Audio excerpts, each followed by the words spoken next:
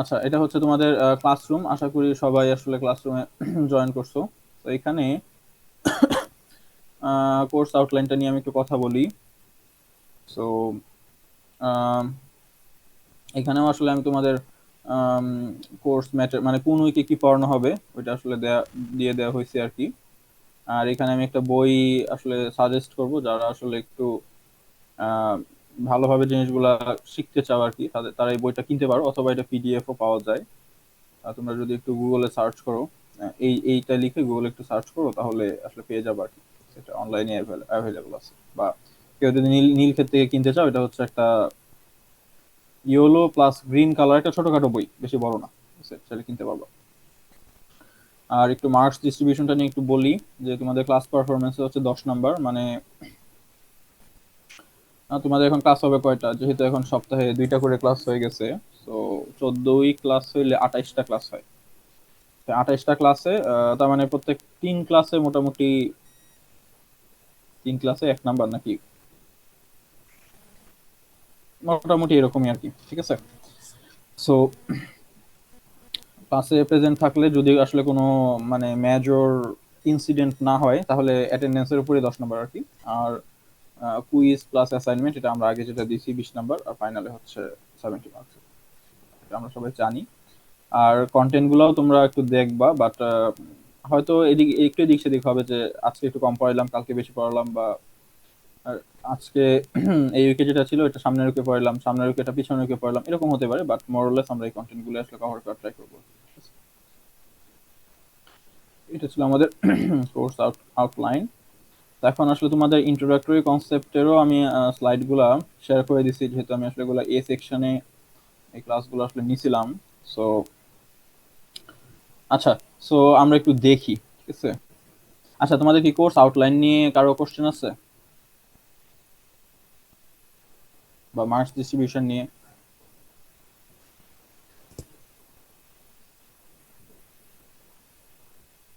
ওকে, ঠিক আছে। সো আমরা শুরু করি।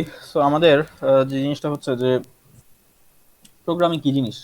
তো আমরা যারা ল্যাব করছি, ল্যাব আসলে 2 সেকশনই করে ফেলছে অলরেডি। সো আমরা অলরেডি জানি যে প্রোগ্রামিং কেন দরকার এবং প্রোগ্রামিং জিনিসটা কি। সো এই 2টা স্লাইড আসলে আমি একটু স্কিপ করতেছি।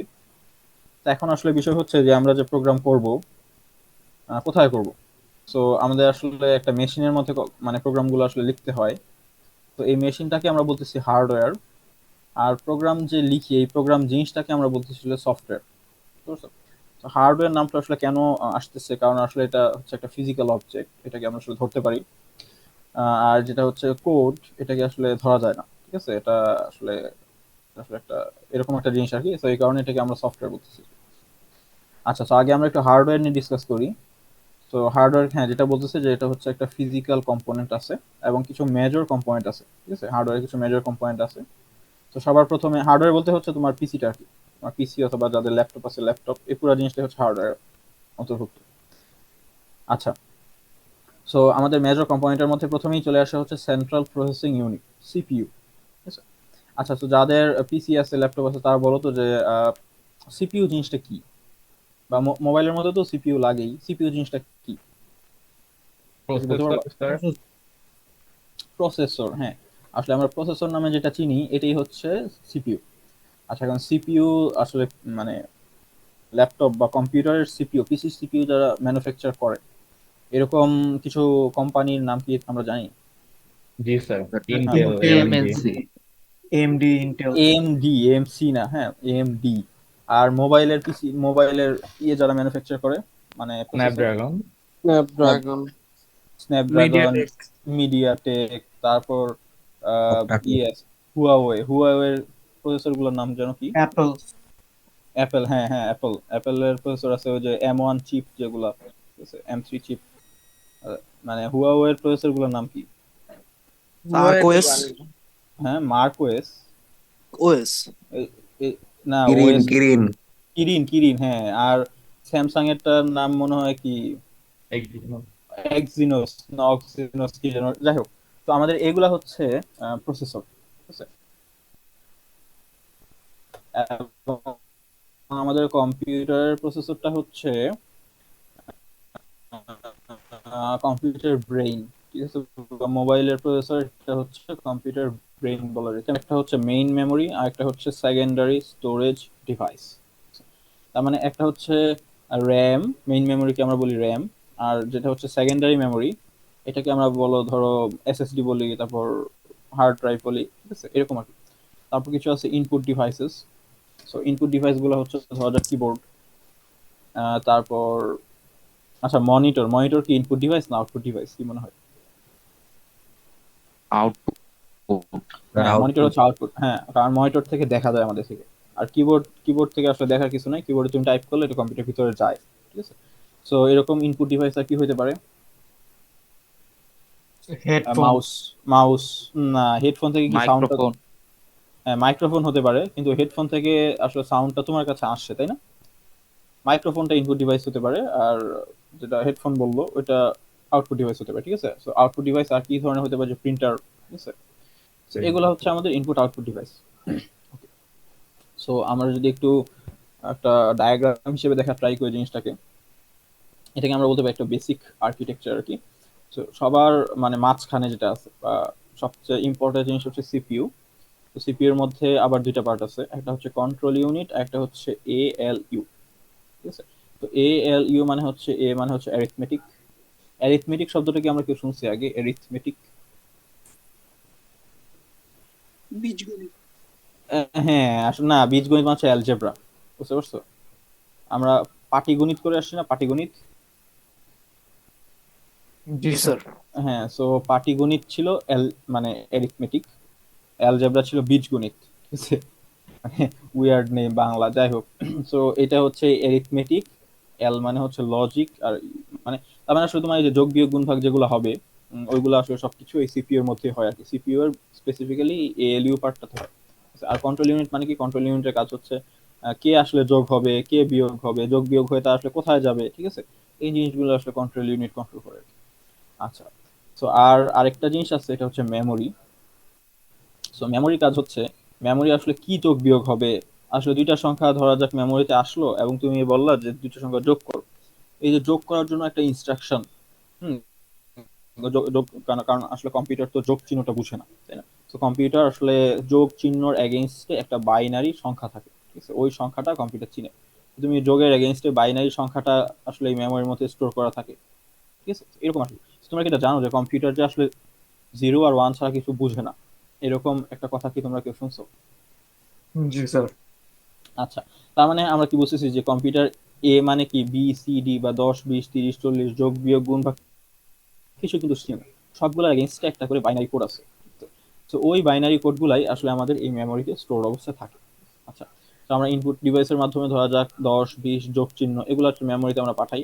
তো কন্ট্রোল ইউনিট এটা কন্ট্রোল করে যে মেমোরি কোথায় এটা স্টোর হবে, তারপর এএলইউ তে কখন এটা যাবে, তারপর যোগ করা হয়ে গেলে আবার মেমোরি কোথায় স্টোর হবে, মেমোরি কোথায় গিয়ে আবার যাবে, তো এই আউটপুট কোন ডিভাইসে যাবে। So, এগুলো হচ্ছে তোমার কন্ট্রোল ইউনিটের কাজ। আর আউটপুট ডিভাইস আমরা বললাম কি, মনিটর, স্পিকার, হেডফোন, এগুলো হতে পারে। আচ্ছা, তো এখন আসলে আমরা সিপিইউ জিনিসটা নিয়ে একটু ডিসকাস করি। সো যেটা বলা হচ্ছে সিপিইউ হচ্ছে brain and heart of the computer. আচ্ছা, সো আরেকটা হচ্ছে যে সিপিইউ কি করে। সিপিইউ হচ্ছে মানে ফেচ এন্ড ইনস্ট্রাকশন। ইনস্ট্রাকশন যেটা বললাম যে আসলে যোগ চিহ্ন কি জিনিস, বিয়োগ চিহ্ন কি জিনিস, এই চিহ্নগুলো কিন্তু আসলে কম্পিউটার জানে না। তো এগুলোর এগেইনস্টে একটা ইনস্ট্রাকশন আছে, অ্যাড, সাবট্রাক্ট, মাল্টিপ্লাই, ডিভাইড, ঠিক আছে, এগুলো আসলে আমাদের মেমোরিতে থাকে। তো মেমোরি থেকে ফার্স্ট অফ অল এই ইনস্ট্রাকশনগুলো ফেচ করে নিয়ে আসে, তারপর কি করে এই ইনস্ট্রাকশনটা সে ফলো করে। ফলো করা মানে কি, যদি অ্যাড ইনস্ট্রাকশন হয় তাহলে দুটো সংখ্যা যোগ করবে, তারপর বিয়োগ হইলে দুটো সংখ্যা বিয়োগ করবে, এরকম আর কি। আচ্ছা, এরপর সে যে কাজটা করবে, এই যে রেজাল্টটা পাইলাম, এই রেজাল্টটাকে মানে,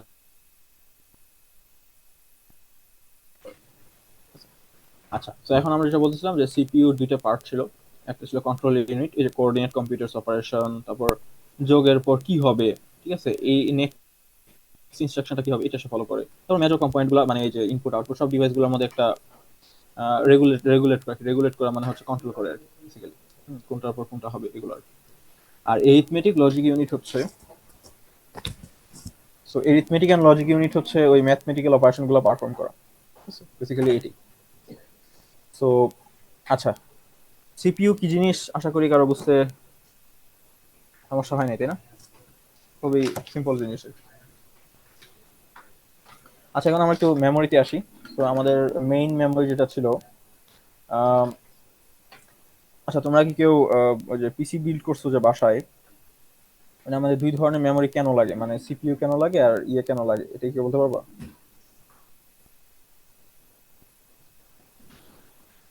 এনিবডি? মানে তোমরা, কোশ্চেনটা বুঝি। কোশ্চেনটা হচ্ছে আমরা কি বলছিলাম যে আমাদের মেমোরি হচ্ছে দুই ধরনের। হুম। একটা ছিল আমাদের র্যাম, আর একটা হচ্ছে এসএসডি বা এইচডিডি, যাদের একটু পুরানো ল্যাপটপ বা পিসি। তো এই দুই ধরনের মেমোরি আমরা আসলে কেন লাগতেছে, এটা ছিল আমার প্রশ্ন। স্যার, র্যাম হচ্ছে স্টোরেজের জন্য শর্ট স্যার। টার্ম মেমোরি, আর হ্যাঁ। এসএসডি বা হার্ড ড্রাইভ হচ্ছে লং টার্মের জন্য কোনো ফাইল স্টোর করে রাখা। এক্স্যাক্টলি। সো এই যে আমরা আমরা দেখো একবার সবার নিচে যে জিনিসটা লিখছি যে ভোলাটাইল মেমোরি, ঠিক আছে? সো এই যে একটু আগে একজন বললো যে শর্ট টার্ম মেমোরি বা ভোলাটাইল মেমোরি, এটা হচ্ছে এক্স্যাক্টলি ওইটাই। যে আসলে যখন আমরা পিসিটা আমাদের অফ করে দিই, তখন র্যামের ভিতরে যেই কন্টেন্ট গুলো ছিল ওগুলো আসলে মানে থাকে না আর কি। তাহলে এটা কাজ কি? এটা কাজ হচ্ছে যখন আমরা কোনো প্রোগ্রাম রান করি। তো প্রোগ্রাম রান করা মানে হচ্ছে, ধরো তুমি একটা আইকনের মধ্যে, তোমার হাতে একটা ধরো গুগল ক্রোম আছে, এটা একটা প্রোগ্রাম। তারপর মানে অনেক ধরনের প্রোগ্রাম তো আছে, এগুলোর মধ্যে যখন ডাবল ক্লিক করো তখন আসলে ওইটা মানে রান হয় আর কি, এক্সিকিউট হয় আর কি। তখন ওই প্রোগ্রামটা আসলে র্যামের মধ্যে লোড হওয়া লাগে, বুঝতে পারছো? সো এই মানে এটা তুলে হলে কি কি সুবিধা হয়? সো তোমার আসলে যেটা হার্ড ড্রাইভ আছে, হার্ড ড্রাইভ গুলো হচ্ছে অনেক স্লোয়ার, অনেক স্লো। ওইখান থেকে যদি আসতে হয়, মানে ওইখান থেকে যদি নিয়ে আসতে চাও, তাহলে আসলে মানে ইউজার এক্সপিরিয়েন্সটা ওরকম সুবিধা হবে না আর কি। ঠিক আছে, তুমি একটা ডাবল ক্লিক করে তোমাকে আসলে 1 মিনিট বসে থাকতে হয় পিসির সামনে ওইটা ওপেন হওয়ার জন্য, তাহলে আসলে জিনিসটা একটু ইফেক্টিভ একটা মেশিন হলো না। এসএসডি অনেক ফাস্ট হয় স্যার। হ্যাঁ, এসএসডি অনেক ফাস্ট। তো এবং আমাদের এই যে র্যাম গুলো আছে, আর র্যাম গুলাও আসলে ফাস্টার আর কি, বুঝতে পারছো? আচ্ছা, সো এখন একটা বিষয় হচ্ছে যে আমাদের মেমোরিতে দুইটা পার্ট থাকে। সো আমরা যদি একটু এখানে যাই, একটা হচ্ছে মেমোরি অ্যাকচুয়াল মানে কন্টেন্ট গুলো, আর একটা হচ্ছে মেমোরি অ্যাড্রেস। অ্যাড্রেসটা কেন লাগে? তুমি আসলে কোন মেমোরি কোন পার্টে কি স্টোর করে রাখছো ওটা আসলে রিট্রিভ করার জন্য, বা মানে ওই জায়গায় আবার কোনো কিছু রিরাইট করতে চাইলে, ঠিক আছে, ওইটার জন্য আসলে তোমার অ্যাড্রেসটা জানা লাগে। আচ্ছা এইখানে উম, এই এই ডায়াগ্রামটা কি সবাই দেখতে পাচ্ছ? জি স্যার। আচ্ছা এইখানে দেখো আমরা কি লিখছি, 0x00 থেকে 0xFF পর্যন্ত, তাই না? মেমোরি গুলো, অ্যাড্রেস গুলো আর কি বেসিক্যালি। এইখানে আমাকে বলো যে এই এফ এফ এটা কি ধরনের সংখ্যা? হেক্সাডেসিমাল। হেক্সাডেসিমাল সংখ্যা। আচ্ছা, যদি হেক্সাডেসিমাল সংখ্যা হয়, একটা হেক্সাডেসিমাল সংখ্যাকে বাইনারিতে আসলে রিপ্রেজেন্ট করতে কত বিট লাগে?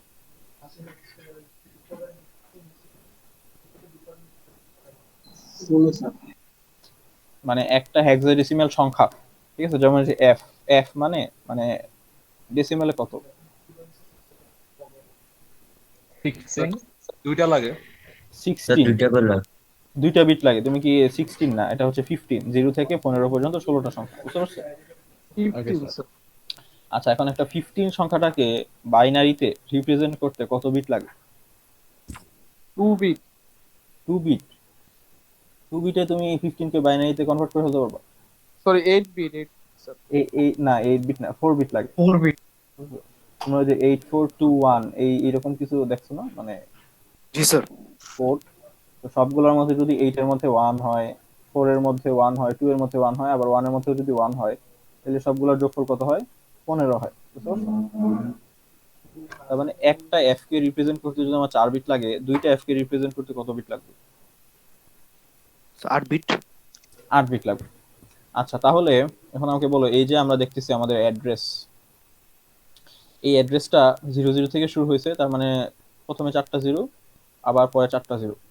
আর এই এফ এফ মানে কি, প্রথমে 4টা 1, পরে 4টা 1, তাই না? এই জিনিসটা কি সবাই বুঝতে পারতেছো? মানে আমি কি বললাম, বুঝতে পারছো? আরেকবার একটু রিপিট করবেন স্যার? প্রথম প্রথম অ্যাড্রেস হচ্ছে 8টা 0, আর সবার শেষের অ্যাড্রেসটা হচ্ছে 8টা 1।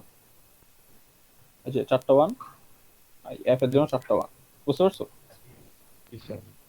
আচ্ছা, তাহলে এই সবগুলা 0 থেকে সবগুলা 1-এ আসতে গেলে তোমার এখানে আসলে কয়টা কম্বিনেশন পসিবল, মানে এই 0 1 এর কয়টা কম্বিনেশন পসিবল? 256। হ্যাঁ, এই যে 2 to the power 8, তাই না? আচ্ছা, তার মানে আম, আমার এই মেমোরিতে টোটাল আসলে অ্যাড্রেস থাকতে পারবে 256টা, বুঝতে পারছো? আচ্ছা, এখন এই অ্যাড্রেস গুলোর সাইজ কত? তো আমরা এখানে দেখি আমাদের আসলে প্রত্যেকটা সেকশনের সাইজ হচ্ছে 8 বিট করে। এখন 8 বিট হচ্ছে 1 বাইট। এই জিনিসটা কি আমরা জানি যে 8 বিট যে আসলে 1 বাইট? জি স্যার। আচ্ছা, তাইলে এইখানে প্রত্যেকটা অ্যাড্রেস আসলে 1 বাইটকে অ্যাড্রেস করতেছে। তাহলে আমাদের এই মেমোরির টোটাল সাইজ কতটুকু? এই মেমোরিতে কয়টা অ্যাড্রেস ছিল? এই যে একটু আগে একজন বললা, কয়টা অ্যাড্রেস ছিল? 256টা ছিল। একটা অ্যাড্রেস 1 বাইটকে সে রিপ্রেজেন্ট করতেছে, তাইলে 256টা অ্যাড্রেস কত বাইটকে রিপ্রেজেন্ট করতে পারবে? স্যার 8টা। 256, মানে একটা যদি 1 বাইটকে রিপ্রেজেন্ট করে তাহলে 256টাকে রিপ্রেজেন্ট করবে, মানে এটা তো আসলে রকেট সায়েন্স না, বুঝতে পারছো? তাইলে আমাদের এই মেমোরির সাইজ কতটুকু? 256। 256 256 বাইট। তার মানে আমরা এখানে যে র্যামের আসলে ডায়াগ্রামটা দিয়ে রাখছি, এই র্যামের সাইজ হচ্ছে 256 বাইট। এতটুকু কি সবার কাছে ক্লিয়ার কিনা এটা আমাকে বল। জি স্যার। আচ্ছা, তাইলে এখন আমাদের এই পিসিটা হচ্ছে আসলে 8 বিট একটা পিসি, বুঝতে পারছো? তো এখন আমাদের পিসি গুলা জেনারেলটা হয় যে আসলে 64 বিট পিসি, তাই না? তোমরা ওই যে যদি আহ, মানে ওই জি যে sir, my hard my hard. Computer my computer নামে একটা আইকন আছে না সবার পিসিতে, জি স্যার।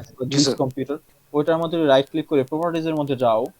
যেমন আমার এই পিসিতে আছে কিনা, এই যে দিস পিসি নামে একটা থাকে, এটার মধ্যে রাইট ক্লিক করে প্রপার্টিজ এর মধ্যে গেলে এই যে এখানে কি বলতেছে, 64 বিট সিস্টেম, তাই না? এটা কি সবাই খেয়াল করছো? জি স্যার। 64 বিট সিস্টেম মানে হচ্ছে সে আসলে টোটাল মানে হাইয়েস্ট, টোটাল না মানে হাইয়েস্ট সে কতটুকু র্যাম সে সাপোর্ট করতে পারবে। ঠিক আছে? তো আমাদের যদি একটা 8 বিট সিস্টেম হয়, তাহলে আমরা দেখলাম সে হাইয়েস্ট 256 বাইট র্যাম সাপোর্ট করতে পারবে, তাই না? তাহলে এখন একটা 64 বিট সিস্টেম কতটুকু মানে মেমোরি সে সাপোর্ট করতে পারবে? ঠিক আছে, সো 2 to the power 64। এখন 2 to the power 64 মানে হচ্ছে আসলে 16 এক্সাবাইটস, বুঝতে পারছো জিনিসটা? এখন এক্সাবাইট মানে কি, তো আমরা একটু আসি। সো 1024 বাইটে হচ্ছে 1 কিলোবাইট, 1024 কিলোবাইটে হচ্ছে 1 মেগাবাইট, 1024 মেগাবাইটে হচ্ছে 1 গিগাবাইট, 1024 গিগাবাইটে 1 টেরাবাইট, 1024 টেরাবাইটে 1 পেটাবাইট, 1024 পেটাবাইটে হচ্ছে 1 এক্সাবাইট। তাহলে আমাদের এই 64 বিট পিসি গুলোতে হাইয়েস্ট কতটুকু র্যাম থাকে? তোমাদের কি কারো 16 জিবির বেশি র্যাম আছে?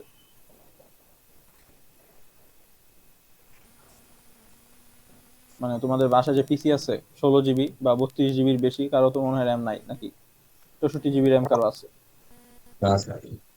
আচ্ছা, তার মানে আসলে আমাদের 64 বিট মেশিন গুলা আসলে আউট অফ ডেট হইতে আরো আসলে মানে বেশ কিছুদিন লাগবে আর কি, বুঝতে পারছো? যদি খুব রেভলিউশনারি চেঞ্জ না হয়, যেমন রেভলিউশনারি চেঞ্জ বলতে আমি যেটা বোঝাচ্ছি যে ধরো কোয়ান্টাম কম্পিউটার এসে বললো, তো ঠিক আছে, কোয়ান্টাম কম্পিউটারে আবার একটা বিগ টেকনোলজি শিফট আছে। So, ওইরকম যদি বড় কোনো চেঞ্জ না হয় তাহলে আমাদের 64 বিট মেশিন গুলা আসলে মোটামুটি আরো বেশ কিছুদিন চলবে আর কি। আর যে 32 বিট মেশিন গুলো ছিল প্রিভিয়াসলি, ওইগুলো আসলে হাইয়েস্ট 4 জিবি র্যাম সাপোর্ট করে। বুঝতে পারছো? তো এই র্যামের জিনিসটা কি বোঝা গেছে, বা এই যে 64 বিট 8 বিট এই কথাগুলো যে বললাম? Yes, sir.